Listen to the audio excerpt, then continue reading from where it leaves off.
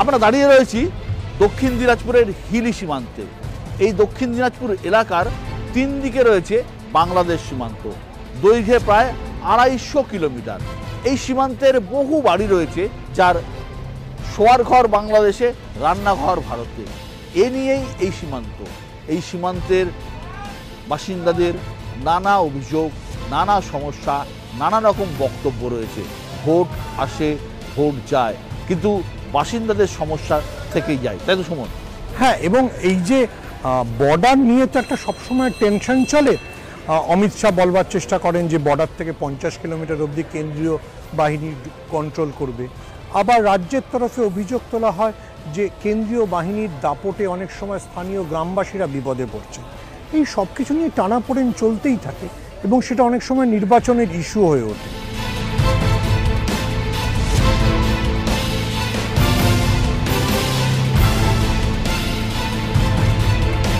পাল, গুপ্ত, মৌর্য থেকে শুরু করে আফগান শাসক প্রত্যেকের পা পড়েছে এই আত্রির পাড়ে। 2024-এর লোকসভা নির্বাচনে কি হতে চলেছে তা নিয়েই আমাদের বালুরঘাটে আসা। সুমন, কি মনে হচ্ছে 2024-এ কি হবে? দেখ, বালুরঘাটে বিজেপির তুরুপের তাস দুটো। বিজেপির সন্দেশখালীকে ব্যবহার করে বালুরঘাট লোকসভার মধ্যে যে 6টা বিধানসভা কেন্দ্র আছে, সপ্তমটা যেহেতু উত্তর দিনাজপুরে, যেটা ইটাহার, যেখানে মুসলিম ভোটের আধিক্য, সেটাতে তৃণমূলের অ্যাডভান্টেজ। কিন্তু বাকি 6টার মধ্যে 3টেতে যে SC ST এবং ট্রাইবাল ভোট আছে, সেটাকে বিজেপি দখল করতে চাইছে এবং সেই জন্যই সন্দেশখালী নিয়ে এরকম উচ্চতর প্রচার। অর্থাৎ বালুরঘাট জিততে গেলে বিজেপির দরকার এই যে SC ST ট্রাইবাল ভোটকে নিজেদের দিকে টানা। আর তৃণমূলের দরকার যে মমতা বন্দ্যোপাধ্যায়ের পুরনো সেন্টিমেন্টকে জাগিয়ে তোলা। মমতা বন্দ্যোপাধ্যায় তো নিশ্চয়ই মনে আছে এই বালুরঘাটেই এসে একটা ঘটনায় একবার আইনজীবী হিসেবে আদালতেও দাঁড়িয়েছে। একদম। তো মমতা বন্দ্যোপাধ্যায়ের পুরনো সেন্টিমেন্ট এবং বিপ্লব মিত্রের ভাবমূর্তি আর হিন্দু ভোট এবং মুসলিম ভোটের কম্বিনেশন, এইটাকে কিভাবে তৃণমূল গোছাতে পারছে তার উপর ডিপেন্ড করছে।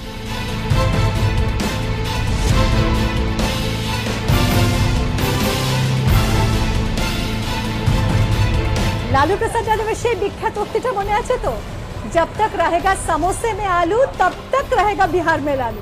যাক, আমরা আবার বাংলায় ফিরে আসি। জানেন তো, এই বালুরঘাটে এমন একটা দোকান এখনো আছে যেখানে সিঙ্গারা খেতে ভিড় জমায় মানুষ, কারণ মাত্র 2 টাকায় এখানে সিঙ্গারা বিক্রি হয়। কি করে সম্ভব? এটা হচ্ছে ম্যাডাম, আমি বলি, আমি সেল করে প্রফিট করতে চাই, আমি অল্প লাভ করব। আমার ভাই যারা স্টাফগুলো আছে, দোকানের স্টাফ, এদেরকে দিয়ে আমি সামান্য রেখে আমি এটা করি। মানে এই সিঙ্গারে আলু থাকে তো? হ্যাঁ, এই যে আলু থাকে, আপনারা দেখবেন, খাবেন একটু পরেই দেখবেন থাকবে, আলু থাকবে আর বিভিন্ন রকম মশলা থাকবে। কত সিঙ্গারা বিক্রি হয় দিলে? 5, 5.5, 6 হাজার, 6,000 সিঙ্গারা বিক্রি হয় দিনে? দিনে। এত ছোট সিঙ্গারায় পুর ভরেন কি করে? আমার এখানে আমার ভাই ভাস্তা সব থাকে, এখানে মোটামুটি 5-6 জন থাকা। একটা বানিয়ে একটু দেখান না, একটু দেখি আমরা।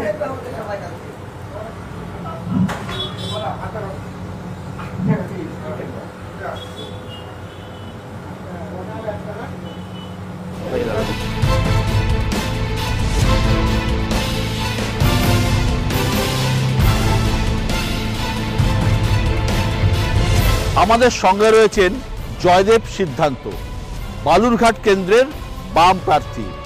এই সেই বালুরঘাট কেন্দ্র 1977 সাল থেকে টানা 2014 সাল পর্যন্ত যা ছিল বামেদের দখলে। সেই বামেরা এখন কি অবস্থায় আছে, ভোটের ভবিষ্যৎ নিয়ে এসেছি বামেদের কাছে। জয়দেব বাবু, বালুরঘাটে বামেদের ভবিষ্যৎ কি? চারদিকে যখন আমরা প্রচার বেরোচ্ছি, আমাদের যখন শুরু হয়েছে সেখান থেকেই লোকজন বলতে শুরু করেছে বামেরাই ভালো ছিল এবং বামেদেরকে নিয়ে আসাই দরকার। গত নির্বাচনে আপনারা পেয়েছিলেন খুব সম্ভবত 6% ভোট এবং কংগ্রেস পেয়েছিল 3% ভোট। কংগ্রেসের এবার ক্যান্ডিডেট নেই, কি মনে করছেন? বিগত দিনে যা ছিল পার্সেন্টেজ, সেইবার থেকে অনেক অনেক বেশি পার্সেন্টেজ বেশি হবে বলে আমি মনে করি। জয়দেববাবু, ব্যাপারটা দুটোভাবে দেখা যেতে পারে। গতবার আপনারা পেয়েছিলেন 76,000 ভোট, কংগ্রেস পেয়েছিল 34,000 ভোট। আপনাদের অধিকাংশ ভোট বিজেপির কাছে চলে গেছিল। আপনার ভোট যদি বাড়ে তাহলে সুকান্ত মজুমদার হারবে। অথবা আপনাদের ভোট যদি তৃণমূলের কাছে ফেরত যায়, কারণ লার্জলি আপনারা তো সবাই ইন্ডিয়া ব্লকের সদস্য, তাহলেও বিজেপি হারবে। আপনারা কোনটা চান? আমরা বিজেপি হারুক এটা অবশ্যই চাইবো। তার জন্য যদি আপনাদের পার্সেন্টেজ বাড়ে তাহলে বিজেপির হার নিশ্চিন্ত। অবশ্যই। তাহলে আপনারা সেটা নিশ্চিন্ত করবার চেষ্টা করবেন। অবশ্যই অবশ্যই। তাহলে রামের ভোট আবার বামে ফিরবে? হ্যাঁ, এটা তো মানুষ বলতে শুরু করে দিয়েছে।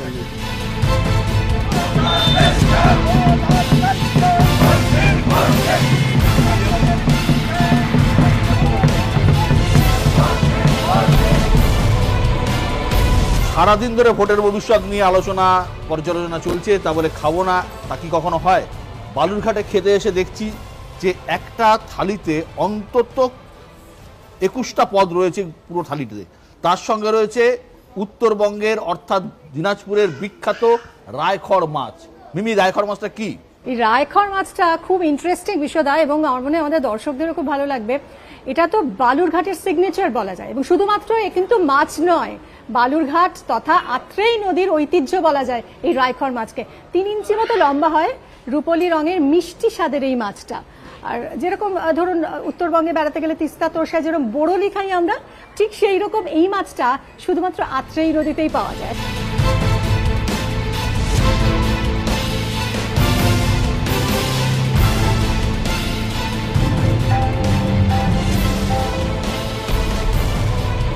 নাটকের শহর বালুরঘাট, অনেক লড়াই, অনেক প্রতিকূলতার মধ্য দিয়ে বালুরঘাটবাসী যেভাবে নাটককে এগিয়ে নিয়ে চলেছেন, গ্রুপ থিয়েটারকে বাঁচিয়ে রেখেছেন, এক কথায় সেই লড়াইটা অনবদ্য।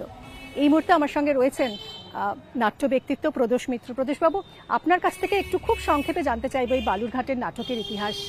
হ্যাঁ, বালুরঘাট নাটকের জন্য বিখ্যাত এবং আমরা সেই জন্য গর্বিত। 1909 সালে এখানে তৈরি হয় বালুরঘাট নাট্য মন্দির। এইটার তো নাম ছিল না, প্রথমে ছিল এডওয়ার্ড মেমোরিয়াল হল।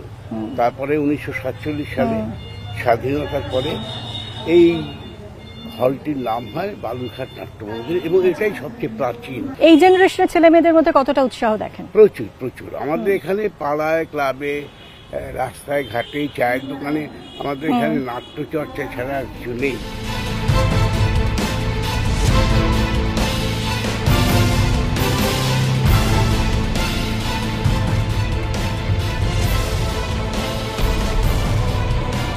আমি দাঁড়িয়ে আছি এক ইতিহাসের সামনে, 1700 বছরের পুরনো ইতিহাস, গুপ্ত এবং পাল যুগের ধ্বংসাবশেষের সামনে। এ এক ইতিহাস ক্ষয় ধরেছে সেই আমলের ইতিহাসে, ক্ষয় ধরেছে বর্তমান রাজনীতিতেও। বালুরঘাট লোকসভা কেন্দ্রের অধীনে এই এলাকা, এই বালুরঘাট লোকসভা কেন্দ্রে 7টি সিটের মধ্যে 4টি সিটে এগিয়ে রয়েছে তৃণমূল কংগ্রেস, 3টি সিটে বিধানসভার নিরিখে এগিয়ে বিজেপি। বালুরঘাট, তপন এবং গঙ্গারামপুরে এগিয়ে রয়েছে বিজেপি। অন্যদিকে কুশমন্ডি, ইটাহার এবং হরিরামপুরে এগিয়ে রয়েছে তৃণমূল কংগ্রেস।